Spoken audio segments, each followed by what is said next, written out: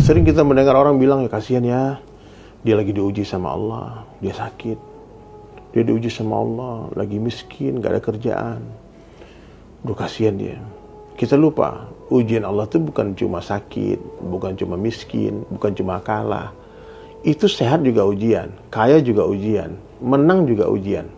Kekayaan bukan kemuliaan tapi ujian. Kemiskinan bukan kehinaan tapi ujian. Kemenangan bukan kemuliaan tapi ujian. Kekalahan bukan kehinaan tapi ujian. Maka di dunia ini semua ujian. Harus kita pahami ya. Yang menang di dunia belum tentu dia benar. Yang kalah di dunia belum tentu dia salah.